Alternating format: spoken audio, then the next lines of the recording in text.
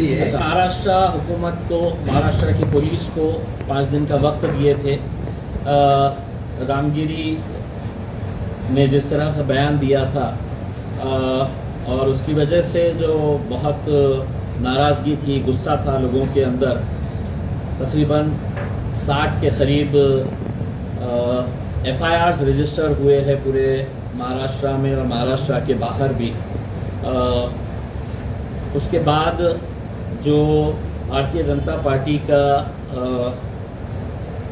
नितेश राणे ने जो बयान दिया था कि मैं मस्जिदों में घुस के हम मारेंगे मुसलमानों को, तो इस बयान के ख़िलाफ़ हमने हुकूमत से ये कहा था कि कायदे और कानून का पालन करने की ज़िम्मेदारी आपकी है। कानून बना हुआ है, उसका सिर्फ इम्प्लीमेंटेशन, उसे सिर्फ अमल में लेकर आना है। अगर ऐसे तत्वों को खुला छोड़ दिया जाए तो समाज के अंदर एक अराजकता फैल सकती है और इस तरीके से खुलेआम गुंडागर्दी करने का जो मामला सामने आ रहा है आए दिन, तो उसके ख़िलाफ़ कहीं ना कहीं कोई कानूनी कार्रवाई होनी चाहिए। लेकिन अफसोस के साथ पुलिस की तरफ से कोई कानूनी कार्रवाई नहीं की गई। इसके बाद हमने ये फ़ैसला किया था कि अगर ये वक्त के अंदर अगर कार्रवाई नहीं होती है तो हम मुंबई आएंगे और मुंबई के अंदर हुकूमत में बैठे हुए लोग जो है, चाहे वो एकनाथ शिंदे साहब हो, देवेंद्र फडणवीस साहब हो, अजीत पवार साहब हो, इनको हम संविधान की कॉपी देने के लिए पूरे महाराष्ट्र के मुसलमान एक तोहफे के तौर के ऊपर आएंगे और आपको ये एहसास दिलाएंगे कि ये देश जो है वो संविधान के हिसाब से, कायदे के हिसाब से और कानून के हिसाब से चलेगा, आपकी गुंडागर्दी के हिसाब से नहीं चल सकता है। तो ये कोई कार्रवाई नहीं हुई। इसके बाद हमने ये फैसला लिया है कि अगर सरकार हमारी अपील को अनदेखी कर रही है, उनके कानों पर जूं तक नहीं रेंग रही है, तो हो सकता है ये गहरी नींद में सो रहे होंगे। तो इन्हें नींद से जगाने के लिए 23 सितंबर को हम मुंबई आने का फ़ैसला किए हैं। पूरे महाराष्ट्र के मुसलमान, ये महीना बहुत ही पाक है। ईद मिलाद का महीना जो है, उस महीने के अंदर 23 तारीख के दिन हमने ये फ़ैसला किया है कि हम मुंबई आएंगे और अपनी नाराज़गी, अपने गुस्से का इजहार करने के लिए जमहूरी तर्ज पे, बिल्कुल डेमोक्रेटिक वे पे, शांतिपूर्ण तरीके से हम वहाँ पर आके हुकूमत को संविधान की प्रति भेंट करेंगे, कॉपी देंगे। और बड़े अफसोस के साथ ये कहना पड़ रहा है कि पुलिस डिपार्टमेंट के वरिष्ठ अधिकारियों को हम उन्हें अपना कर्तव्य क्या होता है, जब वो IPS की परीक्षा पास करते हैं, IPS का ओहदा लेते हैं, तब वो शपथ लेते हैं और वो शपथ के अंदर ये होता है कि हम किसी भी तरह का कोई भेदभाव नहीं करेंगे, हम जो सही है उसी रास्ते के ऊपर चलेंगे और इंसाफ लोगों को दिलाएंगे। शायद वो शपथ पुलिस के वरिष्ठ अधिकारी भूल चुके हैं, इस वजह से इतने FIR रजिस्टर होने के बावजूद भी कोई कार्रवाई नहीं की जा रही है। तो ये बहुत ही दुर्भाग्यपूर्ण बात है। पुलिस डिपार्टमेंट को हम वो उनके कर्तव्य जो वो लेते हैं उसकी प्रत, उसकी कॉपी भी उन्हें भेंट करने वाले हैं। तो मैं तमाम लोगों से ये अपील कर रहा हूँ, महाराष्ट्र के वो तमाम लोग जो जमहूरियत के ऊपर यकीन रखते हैं, जो सेक्युलरिज्म के ऊपर यकीन रखते हैं, वो तमाम मेरे हिंदू भाई भी जो इस घटना की निंदा कर चुके हैं, ओपनली इस बात को कंडेम कर चुके हैं जो रामगिरी ने और राणे ने कहा है। मैं उन लोगों से भी अपील करना चाह रहा हूँ कि ये मुल्क की खूबसूरती है कि हम किसी के जाति, धर्म और मज़हब के ख़िलाफ़ नहीं बोल सकते।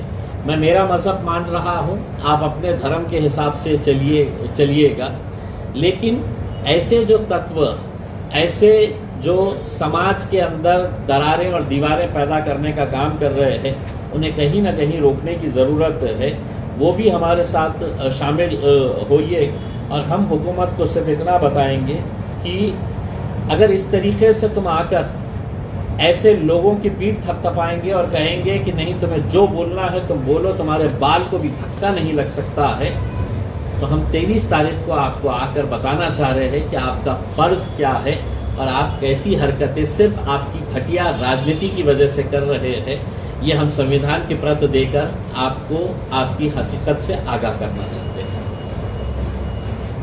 आप 5 सीटें के साथ डिक्लेयर किए हैं महाराष्ट्र के अंदर, और आप कहाँ से लड़ेंगे और कहाँ की सीटें हैं? देखिए, ये जो 5 सीटें असद साहब ने डिक्लेयर करी है, उसमें हमारे 2 सिटिंग MLAs है। एक मालेगांव से है मुफ्ती इस्माइल साहब, धुलिया से है फारूक शाह साहब, शोलापुर से फारूक शाब्दी साहब ने पिछला इलेक्शन भी लड़े थे, बहुत मजबूती के साथ लड़े थे, उनका नाम डिक्लेयर किया गया है।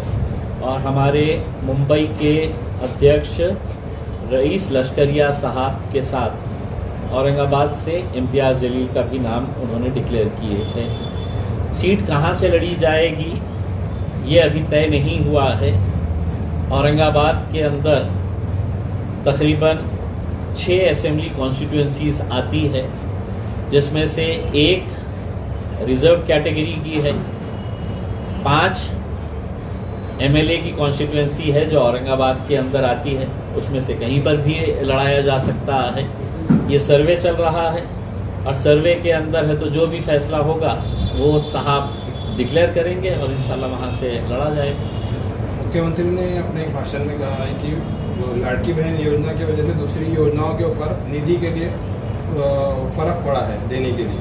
अगर लाडली बहन ऐसी ही चलती रही तो शायद मुख्यमंत्री साहब को सरकारी बस के अंदर घूमने का नौबत आ जाएगी कि उनकी गाड़ी में पेट्रोल डालने के तक के लिए है तो सरकार के पास पैसे नहीं रहेंगे। और जो तामझाम लेकर घूमते हैं ना ये मुख्यमंत्री उप मुख्यमंत्री, 20-20 गाड़ियों का ताफा लेकर घूमते हैं, वो वक्त आ जाएगा कि इन्हें या तो सरकारी बस में घूमना पड़ेगा या किसी मोटरसाइकिल के ऊपर लिफ्ट मांगकर घूमना पड़ेगा, क्योंकि इनके सरकारी तिजोरी जो है वो पूरी तरीके से खाली हो जाने वाली है। हमें पहले से बात का अंदेशा था, पहले से ही ये मालूम था। ये जो लाड़ और प्यार मोहब्बत अपनी जताई जा रही है अपने बहनों से, ये सिर्फ इलेक्शन के हद तक है।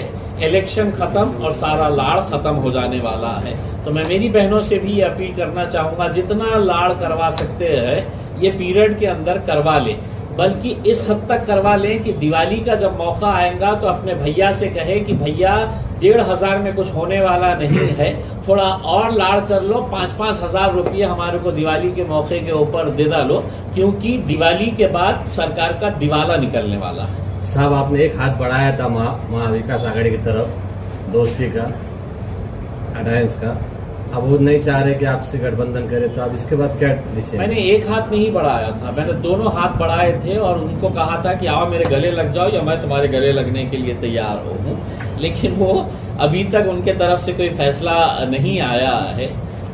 हम अब भी इंतज़ार कर रहे हैं। उनके कुछ नेताओं ने कहा है कि हमको कोई लिखित में प्रस्ताव नहीं आया है, मीडिया के जरिए आया है। तो अगर वो मीडिया में आके बोल देते थे कि उनको है तो कागज़ काला करके चाहिए, तो मैं कागज़ काला करके भी उनको भेज दिया होता। हम भी अगर उनको लेटर चाहिए, कोई फॉर्मल प्रस्ताव चाहिए, तो यकीनन हम भेजेंगे और इंतज़ार करेंगे कि इनके दिमाग में कुछ ये आ जाए, क्योंकि अगर सही मानों में इनकी नीयत के अंदर ये है कि हमको भाजपा को हराने का है, तो हम भी चाहेंगे कि एक मजबूत ताकत बनकर हम विधानसभा का इलेक्शन लड़े और एकनाथ शिंदे साहब की शिवसेना, देवेंद्र फडणवीस साहब की भाजपा और अजीत पवार साहब की राष्ट्रवादी कांग्रेस को इस बार अगर घर पे बिठाना है तो मजलिस के साथ में आप आए तो एक बहुत मजबूत ताकत खड़े रहेगी। वरना इस गुमान में ना रहे कि लोकसभा में आपको बहुत सारे मत वोट मिले थे, अब भी मिलने वाले हैं, ऐसा नहीं होने वाला है। लोकसभा के अंदर भारतीय जनता पार्टी और नरेंद्र मोदी साहब के खिलाफ जो गुस्सा था तो मुसलमानों ने आपके हक में वोट डाले हैं। विधानसभा में वैसा चित्र नहीं रहने वाला है। विधानसभा में अगर आप हमको साथ नहीं लिए और हम अकेले लड़े तो हम कितनी बड़ी ताकत है आपको हम दिखा देंगे। संजय राउत ने एक चंद्रशेखर बावनकुळे के ऊपर आरोप किया है कि उनके लड़के से जो एक्सीडेंट हुआ है उसके अंदर उन्होंने एक बिल दिया है, उसके अंदर बीफ कटलेट का जिक्र, क्या कहेंगे? बावनकुळे साहब हो, संजय राउत साहब हो, संजय सिरसाट साहब हो या इनके कोई भी नेता हो, सब बीफ की बिरयानी खा चुके हैं, खाते हैं, बंद दरवाजे में खाते हैं। बीफ के कटलेट भी इनको चाहिए, बीफ की बिरयानी भी चाहिए, बीफ का खोरमा भी चाहिए। सब मजे से उंगलियां चाटते हुए खाते हैं, लेकिन राजनीति की खातिर मजबूरी उनको ये बोलना पड़ता है। अब मैं जब बिरयानी के बीफ के इतने डिशेस के नाम ले लिया तो संजय राउत जब सुनेंगे तो उनके मुंह से भी राल टपकेगी। संजय सिरसाट को याद आ जाएगा कि मैंने कितनी मर्तबा और अब भी बंद कमरे में मैं खाता हूँ। 52 फुले साहब अपने बेटे के ऊपर चिल्लाएंगे, तू अकेले क्यों खा के आया, मेरे लिए बीफ कटलेट पैक करवा के क्यों नहीं लेकर आया। अब नेक्स्ट टाइम जब जाएगा तो होटल वाले को बोलना बिल के अंदर बीफ हटा दे, सिर्फ कटलेट डाल। तू भी खा, मैं भी खा, मस्त खाएंगे अपन सब मिलके।